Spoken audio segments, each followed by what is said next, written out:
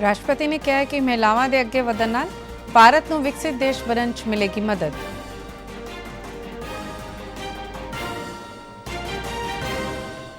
ਪ੍ਰਧਾਨ ਮੰਤਰੀ ਵੱਲੋਂ ਰਾਜ ਸਭਾ ਵਿੱਚ ਵਿਰੋਧੀ ਧਿਰ ਦੇ ਹੰਗਾਮੇ ਵਿਚਕਾਰ ਰਾਸ਼ਟਰ ਨੂੰ ਸੰਬੋਧਨ।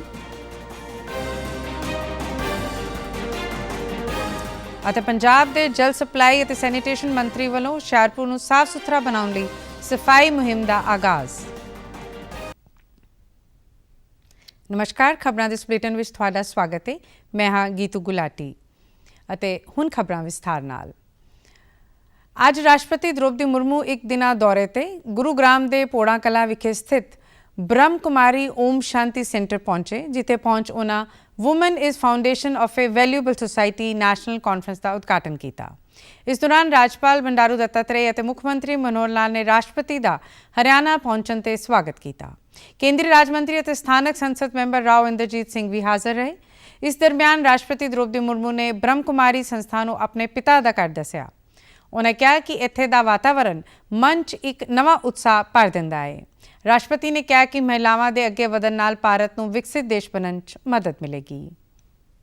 ऐसे अनेकों उदाहरण मौजूद है जहां महिलाओं ने अपनी बुद्धि, विवेक और ज्ञान के बल पर ख्याति अर्जन कर सर्वोच्च स्थान प्राप्त किया है।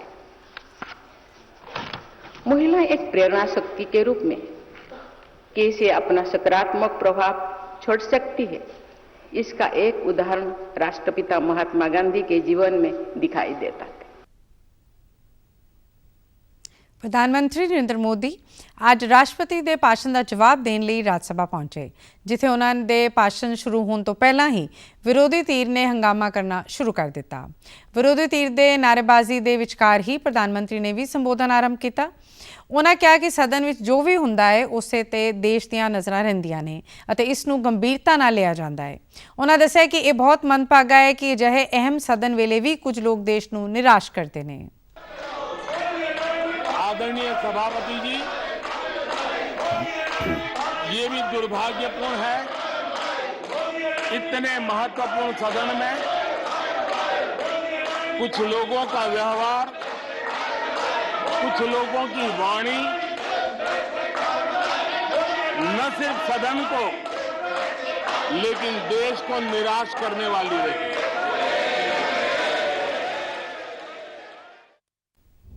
प्रधानमंत्री नरेंद्र मोदी ने कल लोकसभा में राष्ट्रपति द्रौपदी मुर्मू के संबोधन से धन्यवाद मते का जवाब दिता।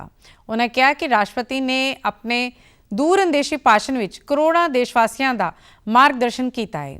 गणराज के मुखी वजों उन्हां दी मौजूदगी इतिहासिक है और करोड़ों भैणां ते धीआं लई प्रेरणादायक भी है। राष्ट्रपति जी ने हम सबको और करोड़ों देशवासियों को मार्गदर्शन किया है। गणतंत्र के मुखिया के रूप में उनकी उपस्थिति ऐतिहासिक भी है और देश की कोटि कोटि बहन बेटियों के लिए बहुत बड़ा प्रेरणा का अवसर भी। उन्होंने कहा कि आज़ादी के इन्ने सालों बाद आदिवासी समाज च मान की भावना है, उन्हों का आत्म विश्वास वधिया है, जिसलिए सदन ते पूरा देश उन्हों का धन्यवादी है।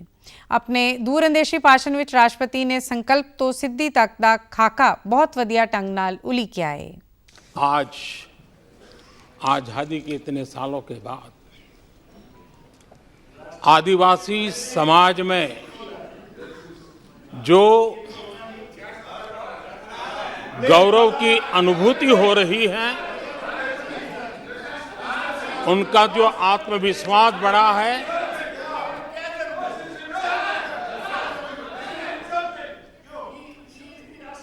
और इसके लिए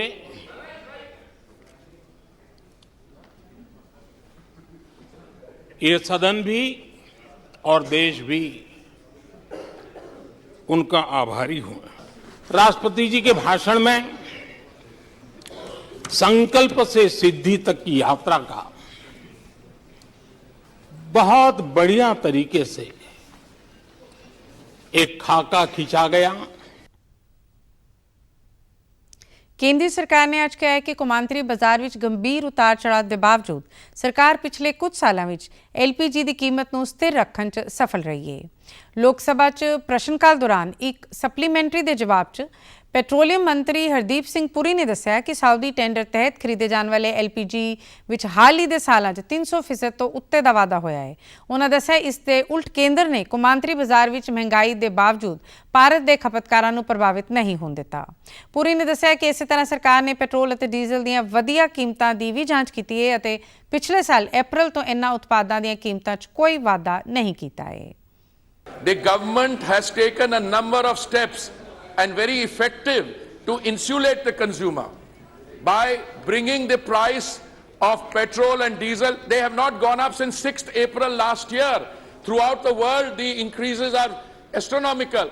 In India, petrol and diesel prices in the OMC pumps have not gone up since 6th April of 2022. We have not allowed the increase in the Saudi contract price to be reflected in the domestic price. युवा मामले ते खेत मंत्री अनुराग सिंह ठाकुर ने कहा है कि पिछले 8 सालों दौरान उत्तर पूरब विच अतवादी गतिविधियां विच 99% की कमी आई है और नागरिकों के मौत के मामले 85% घटे ने। केंद्रीय मंत्री कल असम और गुवाहाटी विच 3 दिना Y20 ਸਿਖਰ सम्मेलन विच समाप्ति सैशन ਨੂੰ संबोधन कर रहे सन। उन्होंने कहा कि प्रधानमंत्री नरेंद्र मोदी की अगवाई च इस खेतर विच अमन चैन स्थापित होया है और इस वेले कई विकास कार्य किए जा रहे हैं। केंद्रीय मंत्री ने Y20 के 5 विषयों बारे सफेद पत्र जारी किया। केंद्रीय मंत्री ने कहा कि ये 5 विषय G20 के विकास एजेंडे विच योगदान और सहयोग पाउण दे नाल नौजवानों लई असाधारण मौके पेश करते हैं। The Y20 forum will be crucial as we discuss the modalities and mechanism for developing well-crafted policy recommendations by the youth representatives for relevant G20 Y20 priority agenda. This Youth 20 forum for future young leaders from all the G20 member countries hold great importance as the youth are in the league to shape the future and lead the coming generations towards a just, equitable and progressive world. केंद्रीय सेहत मंत्री doctor Mansukh Mandaviya ने आज कहा है कि medical कॉलेजों में पिछले 9 सालों में MBBS ਦੀਆਂ सीटां 'ਚ 94% ਦਾ ਵਾਧਾ ਹੋਇਆ ਹੈ।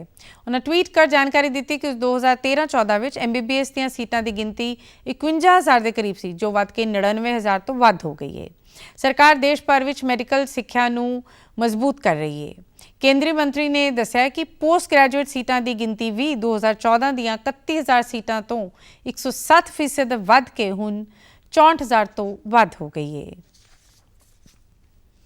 पंजाब के जल सप्लाई और सैनीटेशन मंत्री ब्रह्म शंकर जिम्पा वालों हुशियारपुर ਨੂੰ साफ सुथरा बनाउण लई पहले पड़ाव विच पंगी चो ते उसके आले दुआले के खेतर ਨੂੰ साफ सुथरा बनाउण लई मुहिम शुरू कर दी गई है। नगर निगम हुशियारपुर वालों जंगी पद्धर ते यह मुहिम चलाई जा रही है, जिसलिए कैबिनेट मंत्री ने शहर वासियों को भी सहयोग देने की अपील की है। उन्होंने खुद चो की सफाई कर और पौधा लगा इस मुहिम का आगाज़ किया। उन्होंने कहा कि 15 दिनों तक चलने वाली इस मुहिम तो बाद शहर के होर हिस्सों को भी साफ सुथरा बनाने की प्रक्रिया को जारी रखा जाएगा। ब्रह्म शंकर जिम्पा ने संतुष्टि प्रगटाई कि 24 फरवरी तक चलने वाली इस मुहिम के पहले दिन ही सकारात्मक नतीजे सामने आए हैं, क्योंकि शहर वासियों वालों भी भरपूर सहयोग मिला है। समाजिक सुरक्षा इस्त्री ते बाल विकास मंत्री डॉक्टर बलजीत कौर ने चंडीगढ़ में प्रगटावा किया है कि बच्चा गोद लैन की प्रक्रिया किसी भी तरह दी परेशानियों तो बचने लई बच्चे नूं पूरे कानूनी ढंग नाल गोद लिया जाए। उन्होंने कहा कि बच्चा गोद लैन की प्रक्रिया सेंट्रल अडॉप्शन रिसोर्स एजेंसी की वैबसाइट ते ऑनलाइन रजिस्ट्रेशन करन नाल शुरू होंदी है। बच्चा गोद लैन का चाहवान जेकर ऑनलाइन रजिस्ट्रेशन नहीं कर सकता तो वो अपने जिले की बाल सुरक्षा यूनिट नाल संपर्क करे। उन्होंने दस्सिया देश या विदेश विचों बच्चे गोद लैन की कानूनी प्रक्रिया बारे भी इत्थे जानकारी ली जा सकती है।